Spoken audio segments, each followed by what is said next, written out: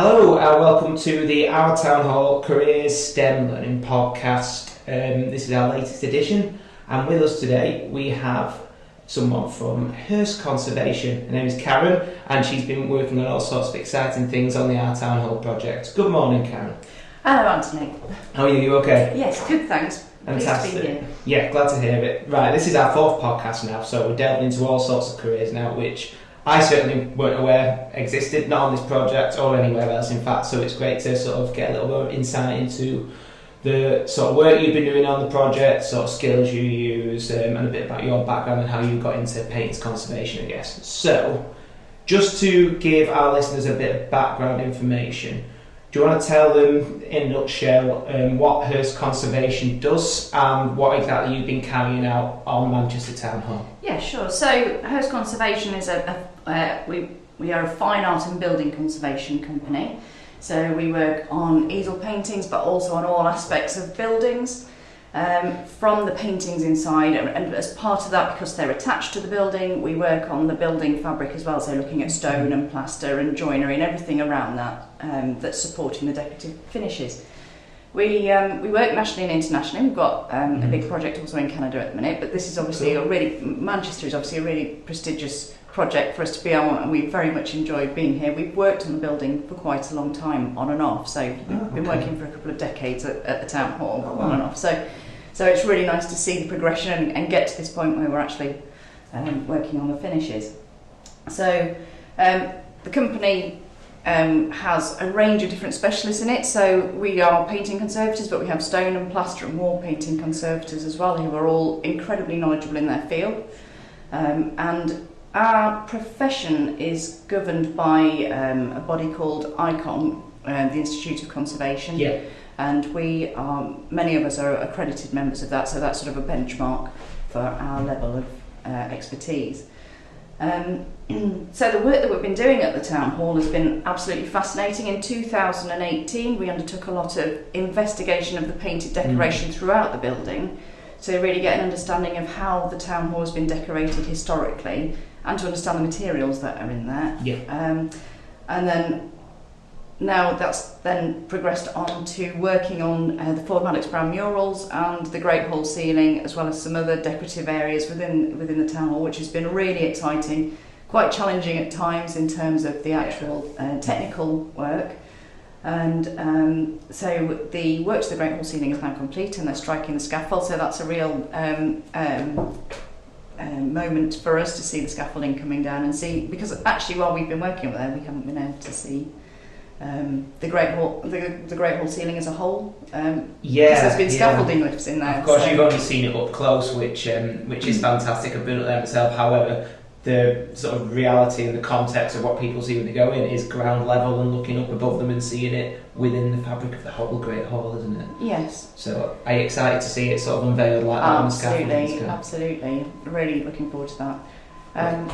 What I haven't said really is, I don't know how much you want me to touch on, is about actual conservation really, and sort of the processes in conservation. Can I ask a follow-up question to something you just said actually? Because you mentioned I'd been working on this building for some time.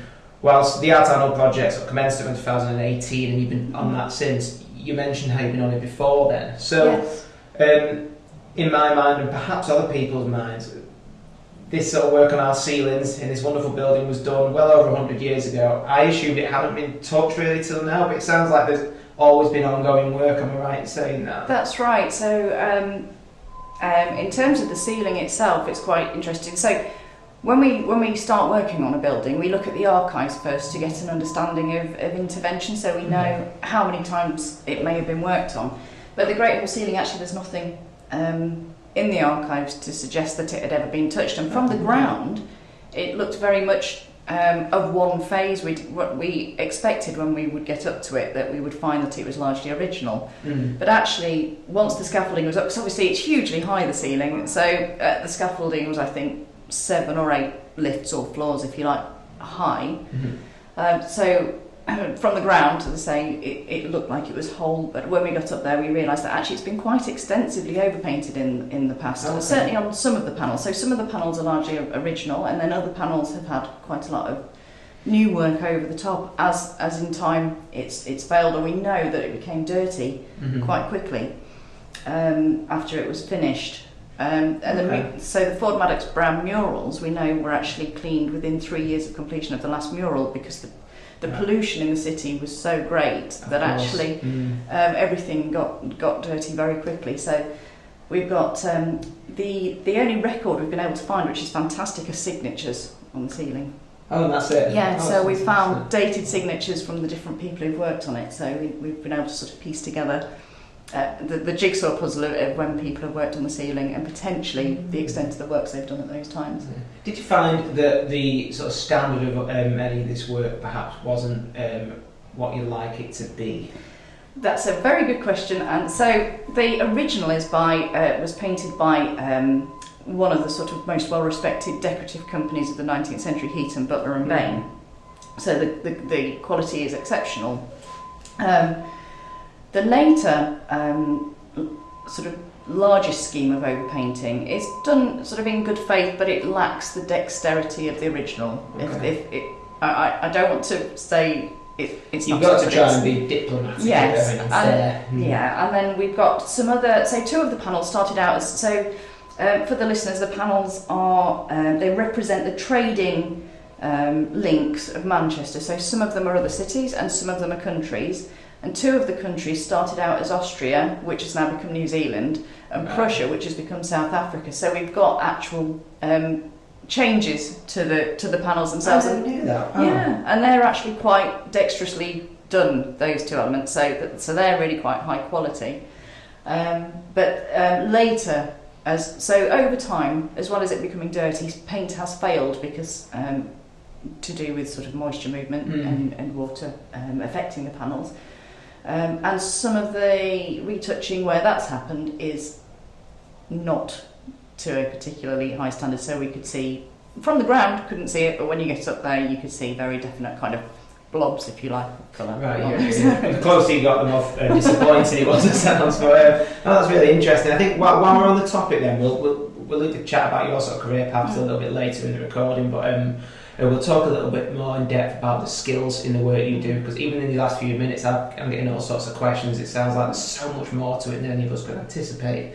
One way I like to do this is go along the S, the T, the E and the M of your job. And obviously painting conservation, on the face of it sounds like art, and it is art of course, but there's going to be a hell of a lot more of it to it than just that. Absolutely. So if I start with the S of STEM being science, what would you, if you would sort of describe to our listeners the science elements of the work you do, what are the sort of most important elements? So science really heavily underpins everything that we do. Okay. Before we ever start work on a painted surface like the Great Hall ceiling, we do a lot of research and analysis to understand what the materials that are there are, because that affects our choices of how we treat the paint. So we'll take tiny little paint samples and look at them. We'll sort of cut them in half and look at them down the microscope like an archaeologist looks at layers of soil, so you can see the different paint films, so we can understand how the original decoration was applied, but also see the later schemes over the top of that. Okay. And those paint samples also, we can analyse those to understand what the materials are. So we might be able, so in the case of the Great Hall, sometimes the overpaint, which is a much more modern paint, has quite a strong surface tension, so it's almost pulled the original paint off the plaster. Okay. So we can see that in the cross sections. We can start to tell from these paint samples that that's part of the issue. We will also potentially undertake, in terms of science, we will use different gadgets to look at moisture content, so we can work out if it's actually that the plaster is wet and is damaged through moisture and is causing failure.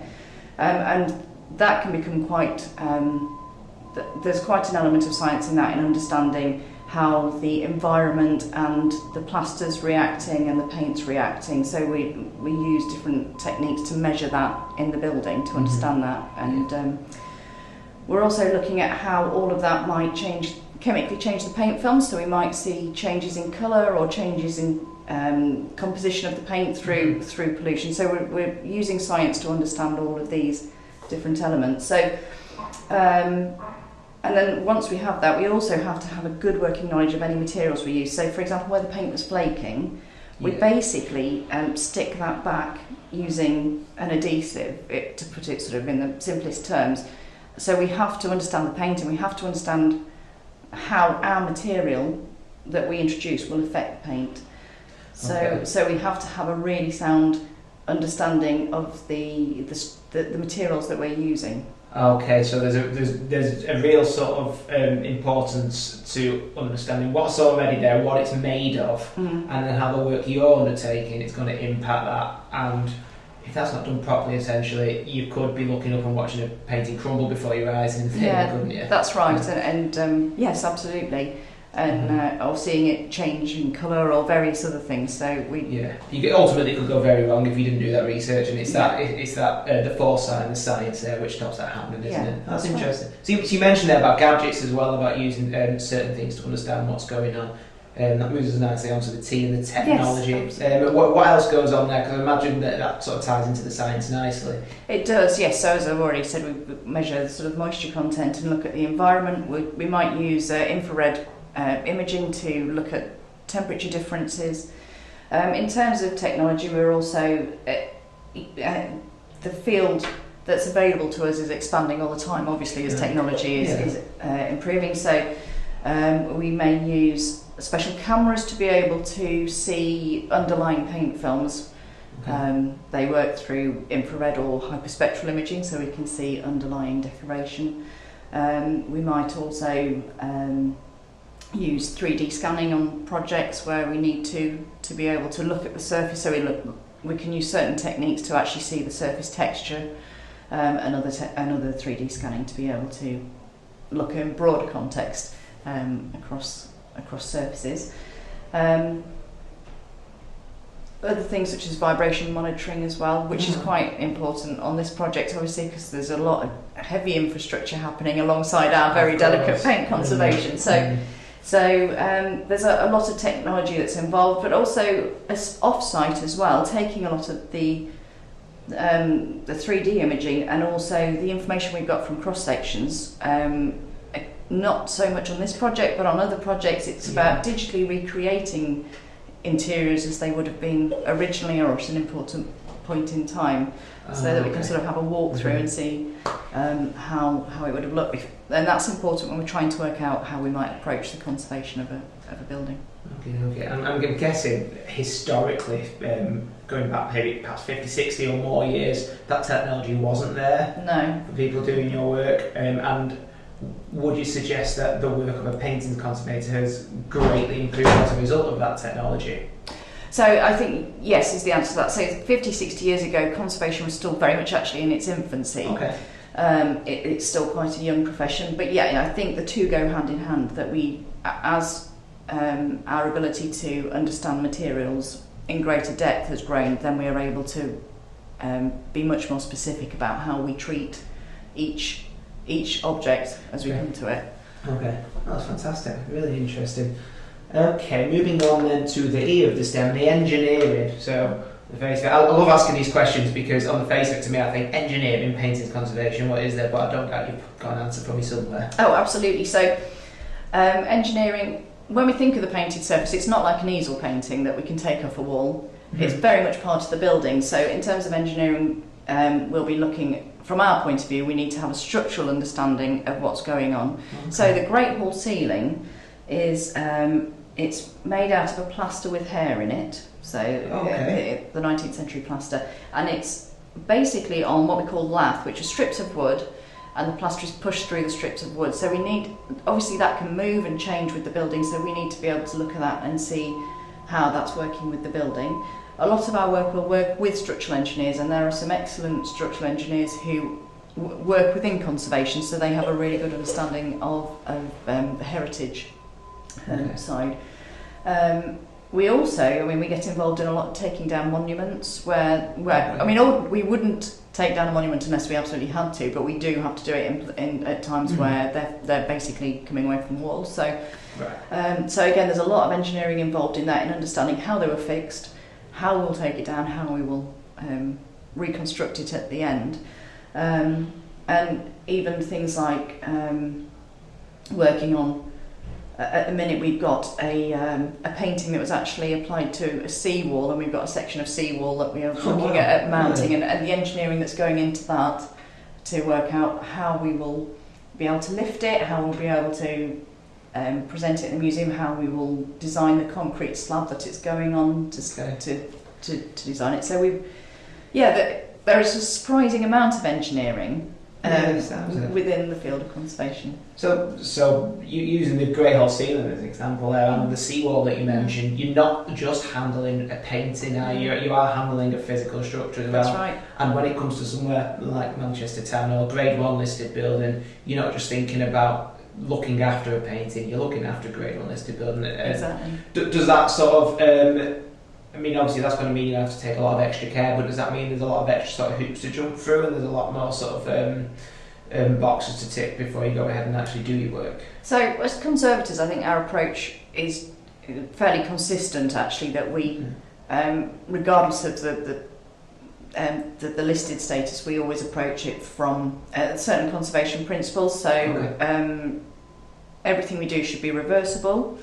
So that in the future another conservator could remove our works and take it back to how it was before we started. It should be undertaken by people with sufficient expertise to complete it. And it should be fully recorded. I mean, they're the three main cornerstones, so someone coming to it in future will be able to see exactly what we've done and know what we've done, and ideally the materials will be distinguishable. So if we've got an oil painting, we wouldn't retouch in an oil paint for that.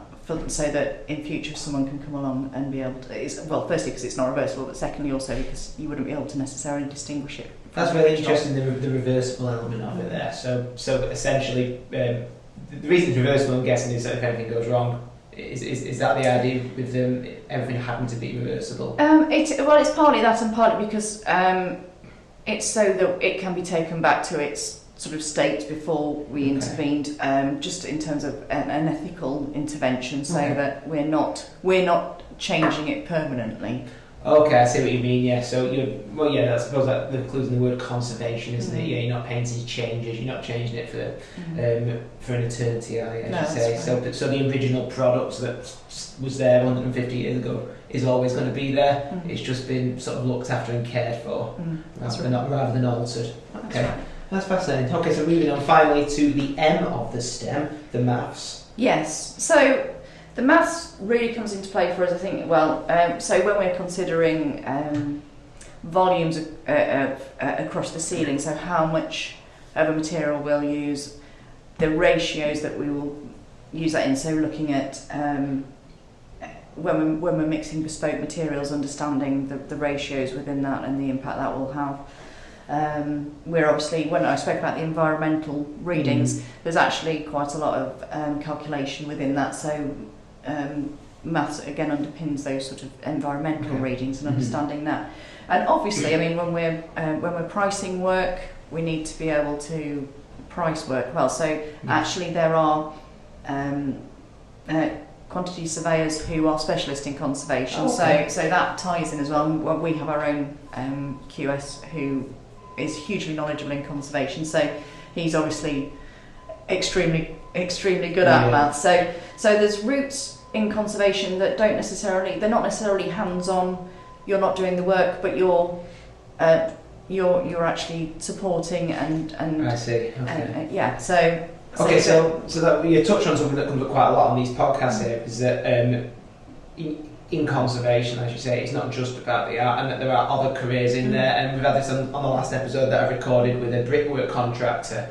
The lad who did the recording with never did any brickwork, he never did any construction, he was a content producer. Right. So it's just demonstrating all that sort of work that goes on behind the scenes, and in your case behind the conservation, behind the art. And you mentioned it when you first came in this morning, is that you've got other people who will be up the scaffolding every day, and you'll spend more time at the office. That's right. And it demonstrates you've got people having influence, having an impact on an industry without having to do the obvious work that everybody sort of sees. That's right, yes. So there is a lot of behind the scenes work, and we've spoken as well about the architectural paint research, which is undertaken in our lab. It's not, there's a small element of taking samples on site, but actually the rest is off-site and in the office. So again, that's more and that's very much based around the science element of our work. How long have you been doing painting conservations for? I'm curious to learn a little bit more about your background. I'm thinking about all the listeners in schools and colleges that are going to be listening to this podcast, and how they may get into it. Did you fall into it? Is it something you always wanted to get into? So, well, it sounds really cliched, but actually I don't think I knew till I was older, but I always had a passion for the past, and I'd always kind of been intrigued by how things had looked historically. So that was always there from a young age, and I was really lucky that when I was at school, I through careers advice, I was actually advised to find out more about conservation, and I think in the 1980s that was quite unusual because it was not a well-known profession at that point. And in fact there were at that point there was no degree option in training when I first found out about it. So it was or certainly there were only limited degree options. So I think I was very lucky that I was put on that path at an early stage, so I was able to choose my GCSEs and A levels around that, and do it and go on to degree and then postgraduate. But not everybody comes through that route. So I work with lots of people who've been in different professions before and have come to it sometimes by accident and sometimes because they have sort of overlapped anyway and gradually moved across into conservation. And I think that's a real strength because that means that we have people with all sorts of knowledge pulling together.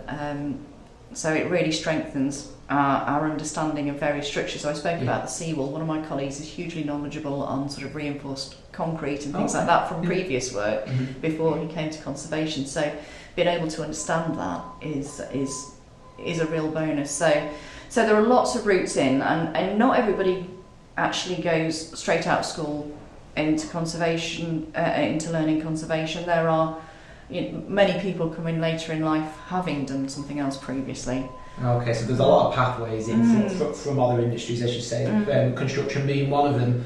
And you touched on there how there wasn't a degree when you got into conservation. I'm guessing these pathways have changed greatly since. What would be a typical pathway now for a young person listening and they want to get into this sort of work? Yeah, so there is now the degree pathway. There are good universities offering really excellent conservation courses, and generally people tend to follow on and do a master's as well if they go that route. And some of them are they cover a range of different material conservation. Others are very specialist. So for example, there are courses that just deal with paper and just deal with paintings. So I think it just depends on the route that someone wants to go down with those.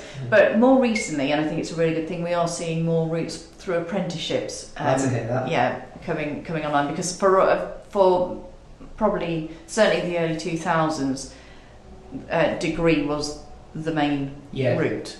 So it's really good to see that we have got these other pathways opening up.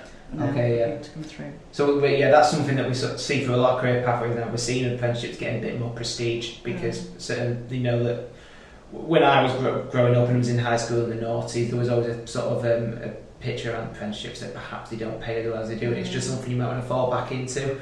But it sounds like in your industry, along many others, certainly around construction, that it's the sort of first route to take almost, and that it's a really positive route to take rather than something to just fall into. Yeah, I think so. I think there's also a growing knowledge, I'm sure probably other podcasts have covered this, but there's a growing sort of realisation that we are losing crafts as well. So it's sort of going hand in hand that we have the craft apprenticeships, and obviously that's really strong on the Manchester project, which is brilliant to see. And they go hand in hand because obviously having that knowledge of how to create stone carving or lime plaster ceilings or all of the other things, having that as a working craft and living craft is so important, rather than if we lose that then it actually makes conservation poorer for it. So there's a lot of apprenticeships around those heritage crafts, which is really important as well. Yeah, so it's almost as important that these people come through the other trades for the sake of painting conservation. And it's almost like you said a minute ago, you could get an apprentice in the lime plastering, whatever it might be, might do that for 10 years or so, and then they might find themselves in painting conservation all of a sudden because they've got that underpinning heritage knowledge above all else. Yes, so in terms of actual painting conservation, this is where, so painting conservation itself is does require a lot of conservation knowledge, so they would then, if they were going to go down that road, they probably would then need to go to university. Looking at painting conservation itself, it's quite a technical subject, and especially when we start thinking about some of the issues, say, we found on the Great Hall ceiling with the flaking paint and those elements. So then they would probably want to move towards a course to learn more on that. Right, I see what you mean. Fantastic. But their knowledge of the panels and being able to support the conservation of the actual plaster, because it's conserving the plaster and making sure the plaster is sound is as important as conserving the paint film, because if you do one without the other, then in the long term it's still at risk, so you need to. Is it a bit like when you say have a patch of damp in your house and you just try painting over it? Exactly. It covers up for a little while and before you know it, the paint just flakes. Exactly. Yeah, I fallen foul of that, unfortunately. So, yeah, easily done. Okay, so final question now, and this is with regards to sort of like, again, influencing that next generation, the people who are listening. If you could give listeners one reason why they should consider a career in conservation or heritage work in general, perhaps, what would that be? Yeah, so, well, the first thing I'll say is when I started at uni, the first thing the lecturer said to us is, if you're wanting a well-paid job, this course isn't for you. It is a vocation and it's a passion more than anything else. But it's hard to pin down one reason, because there are so many reasons to be involved in conservation. Yeah. I think the thing that underpins it is that is a passion for heritage. But within that, it may be that you're a scientist developing materials for conservation. As we've said, it might be a lime plasterer or a stonemason that wants to expand and move across. Yeah. So I think that for me, it's about preserving heritage to make it accessible for future generations and opening up that accessibility, because I think we are getting much better at making our heritage accessible to all. I think for a long time it was a fairly limited, it possibly had more limited appeal. I'm guessing it's a huge element of it as well. Correct me if I'm wrong, but when you're walking around and seeing the buildings and the work that you've done, because of course most of them are publicly accessible, there must be a great sense of pride in seeing that. There is, yeah. And also, actually, one of the other exciting things for me is that you get to see behind the scenes. So the bits that you wouldn't normally see because they're maintenance areas, or they're things that possibly aren't perceived as interesting to the public, or just it's not logistically possible. So you get to see the attics or the bits that no one ever gets to go in, and that's always there's a little bit of sort of smugness to it almost, isn't there, when you're walking around sort of the scaffolding in neat, normally inaccessible areas of a great big grade one listed building. It is satisfying, isn't it? It almost feels like a perk of the job, I think, doesn't it? Yeah, absolutely. Yeah. Brilliant. Well, thank you very much, Karen. Appreciate your time. Thanks, Anthony. You've been listening to the Art Annals STEM Careers podcast with me, your host Anthony, and Karen Morrissey of Hirst Conservation. If you haven't done so already, please go online, have a look around all our other podcasts, give them a listen. Thank you all for listening.